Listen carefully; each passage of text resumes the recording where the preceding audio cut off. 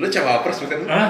Lu kayak Bukan, salah orang. cawapres kelihatan. Ya nama gue sama tapi bukan gue yang cawapresnya.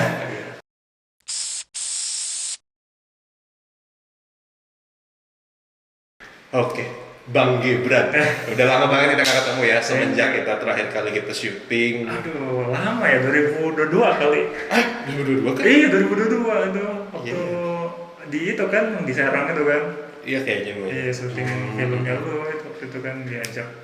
Iya, habis itu kita sibuk lagi sama kegiatan Iya. masing-masing gitu. Sibuk kegiatan masing-masing sih sekarang. Tapi gue liat makanya lu udah beda gitu. Iya. Lu cawapres bukan? Hah? Lu kayak Bukan, salah orang. cawapres kelihatan. Ya nama gue sama tapi bukan gue yang cawapresnya. Gara-gara si itu jadi nama gue tuh akhirnya lagi naik sekarang Waduh, ini. keren. Diceng-cengin orang kantor lah. Oh. Kamu cawapres, ngapain kamu di sini? Kamu sana ke Jakarta sana. Iya. Tapi nggak barangkali lu mau jadi cawapres beneran kan atau Ah. capres beneran tuh? Apa sama cuma jajan. Ya mungkin nanti bisa sih. Ya coba lah. Ya nanti lah dicoba lah gimana. Gabung ke partai nanti, Pak. Gabung partai. Iya, gabung partai. Ya udahlah nanti itu mah urusannya kalau buat gabung partai ya sekarang ya nikmatin hidup aja lah. Sekarang kan gue sibuk kerja gitu kan, hari ini kerja gitu kan. Sama kuliah lagi gue juga kalau Mau kuliah lagi. Iya, ya, gue kuliah lagi. apa kuliah lagi? Gue kuliah lagi ngelanjutin inilah S1 gue. Iya. Sebelumnya kan gue kuliah kan dari dulu SMEA kan, di Hmm. situ SMEA terus langsung ke D3 kan di Mesera tuh kan. Nah ya udah sekarang gue udah kerja gue sambil kuliah lagi gitu sekarang gitu. Ya, tapi ya guys, Bang Gibran ini sebenarnya tuh apa ya, dari semenjak sekolahnya dulu, ini beliau tuh udah banyak sekali, beliau tuh orangnya berani, gue bener-bener salut ya guys. Orangnya berani apa ya, paling beda gitu loh. Beliau ini juga berani itu apa sih namanya, menindak ketidakadilan gitu. Bahkan dari kehidupan yang sekarang juga beliau tetap berani gitu. Enggak lah, cuma pengamat media sosial aja.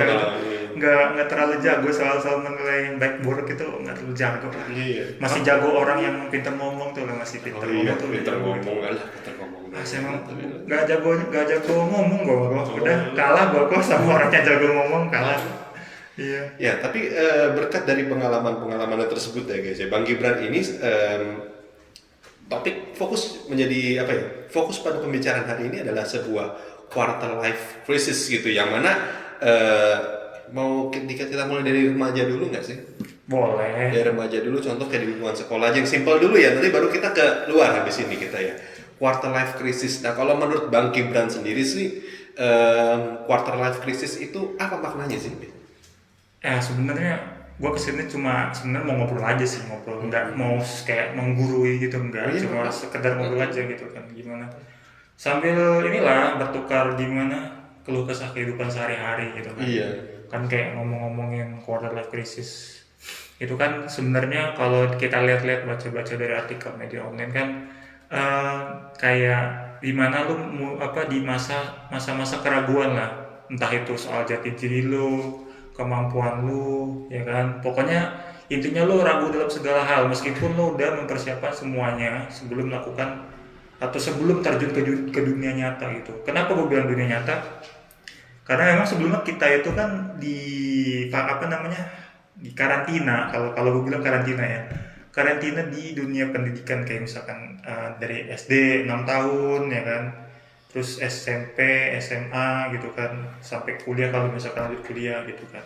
Nah itu kan kayak lu masih dibatasin lah lingkungan, kan masih oke, masih di dalam sebuah kelas lah gitu kan. Nah kalau misalkan kayak udah di luar kelas tuh itu udah beda dunia kan, nggak kayak di sekolah lagi, kayak misalkan lu ketemu sama orang sebaya atau terus lu ngomong tuh bisa jokesnya nyambung atau enggak, terus lu kayak temenan sama orang tuh bisa gampang gitu loh. Tapi ketika lu masuk ke dunia nyata tuh kok kayak susah gitu, kok ada yang beda gitu, terus kayak muncul kayak belum lagi misalkan kayak gap antar usia gitu kan, kayak senioritas segala macam gitu. Ada sih sebenarnya di sekolah, cuma di dunia nyata tuh lebih kacau, lebih ini lagi lah pokoknya, lebih ekstrim gitu. Iya. Iya sih memang lebih ekstrim. Kalau di sekolah kan istilahnya kayak apa ya, cuma misalkan kayak senioritas kan cuma ini kan, wah lu ini disapa dong apa gitu kan Ya kasar. gitu lah Iya pokoknya. lah. Nah intinya sih ketika lu nanti keluar dari sekolah tuh kan pasti nanti pikiran langsung jauh ke depan. Lu mau kemana gitu kan? Mau jadi apa gitu gitu kan? Nah itu kan pasti kayak muncul terbesit di pikiran lu gitu kan, atau pikiran kita semua, atau yang mereka yang baru mau lulus nih gitu kan, baru mau lulus di entah tahun ini entah tahun depan atau segala ya, tahu atau kapan lah gitu lah pokoknya gitu. Mm-mm. Kalau menurut Bang Gibran sendiri, quarter life crisis itu apa ya, lebih sering terjadinya kepada yang usia remaja atau ke usia-usia yang dewasa gitu sih? Sebenarnya kalau quarter life crisis itu terjadinya sama orang yang dari remaja menuju dewasa sih sebenarnya. Kan lu kan udah di apa namanya di keep nih atau di gate di apa namanya di karantina lah ya kan selama 9 tahun atau 12 tahun kan. Iya. Nah, ketika lu mau apa keluar nih dari dunia itu kan, lu pasti nanti akan bingung apa peran lu di masyarakat gitu kan, lu mau jadi apa di masyarakatnya kan. Nah ntar lu di masa-masa itu lu diambang kebingungan. Lu lihat ada temen lu udah masuk universitas favoritnya dia, ada temen lu yang udah kerja, ada lagi temen lu yang kuliah, sedangkan lu misalkan masih di kamar aja gitu kan, Iya, iya, iya. nontonin film gitu, sedangkan teman-teman lo udah membuat progres. Nah itu di situ tuh di mana momen-momen tuh seorang remaja itu pasti dia mengalami yang namanya keraguan. Ini gue nih hidup mau ngapain sih gitu sebenarnya, mau ngapain gitu kan, teman-teman gue udah begini begitu, gue belum apa-apa nih gitu kan. Nah gitu sih biasanya. Iya, iya. Makanya itu sering terjadi di anak-anak remaja yang menuju dewasa. Kayak berapa ya usianya, 18 sampai 20 lah. Kalau misalkan lanjut kuliah berarti ya 22 sampai 25 lah gitu lah. Itu kan tahapan quarter life crisis gitu gitu. Iya, Intinya iya. intinya lo itu di masa-masa ketika dimana apa ya penuh keraguan dan lu kayak nggak percaya lagi sama jati diri lu sendiri gitu kan. Hmm, Gitu kok. jati diri ya. Mm-mm. Kalau jati diri itu apa sih ya istilahnya, kayak semacam ini bukan sih, kayak oh ternyata gue ini seorang itu gitu nggak sih? Ya intinya dia bener-bener di masa-masa bingung gitu loh. Bingung ya. Bingung waktu di sekolah mungkin dia bisa ngomong gue pengen jadi ini, gue pengen jadi itu gitu, tapi ternyata setelah dijalani ataupun ingin memulai tuh kan kayaknya kerasa berat gitu kan, udah berat terus kayak udahlah gue ganti lagi nah gitu kan. Iya. Nah di saat momen itu lu ngeliat temen lu juga nih yang lagi berproses, tapi ternyata prosesnya lebih kelihatannya kayak fine-fine aja, baik-baik aja, lancar-lancar aja. Nah situ lu mulai mempertanyakan eksistensi diri lu nih. Lu nih siapa gitu loh, apa lu yang mau lakukan terhadap masyarakat tuh mau apa gitu loh, itu intinya gitu. Begitu ya. Biasanya tuh anak-anak muda tuh begitu tuh, ngomongnya sih gampang kalau misalkan kayak angan-angan gitu kan. Makanya suka ada apa namanya memes atau kayak video-video gitu kan, lu waktu kecil mau jadi astronot atau jadi apa, pas udah gede jadi apa coba, apa namanya pengawas Alfamart gitu kan. Oh, iya. Nggak, bukan gua ngelecehin ya, Iya, iya, iya. itu faktanya begitu ya kan. Kadang-kadang kan manusia kan gitu, Tidak atau sesuai. tidak sesuai kenyataan kan gitu kan, maunya berekspektasi aja tapi pas mau ngelakuin ya gitu ya yang enggak ogah-ogahan gitu kan gitu. Terus bagaimana pendapat Bang Gibran sendiri terhadap apa ya, orang-orang ini udah usianya dewasa gitu tapi ya kayak seperti remaja itu masih males-malesan, masih ya di kamar aja, hobinya ngerokok, ngopi doang, kerja nggak mau. Itu gimana tuh kalau menurut pendapat Bang Gibran? Ya itu menurut gua sih nggak menghargai ini sih, pengorbanan orang tua kalau kata gua. Ya kan orang tua istilahnya lu udah dirawat sama orang tua gitu kan. Ini bukan berarti maksudnya anak itu sebagai apa ya, sebagai bahan investasi atau apa, bukan. Maksudnya lu itu udah dewasa tuh pasti akan menggantikan peranan mereka gitu kan. Nah di saat nanti lu udah dewasa kan lu nanti akan mengulang lagi tuh tahapan lagi tuh, jadi membuat keluarga baru, nanti lo punya lagi apa namanya keluarga lagi gitu kan. Nah terus yang elderly-nya ini gimana, diurus juga dong. Gak mungkin lu udah jadi dewasa nggak jadi apa-apa, orang tua lu menderita, kan nggak mungkin kan gitu kan.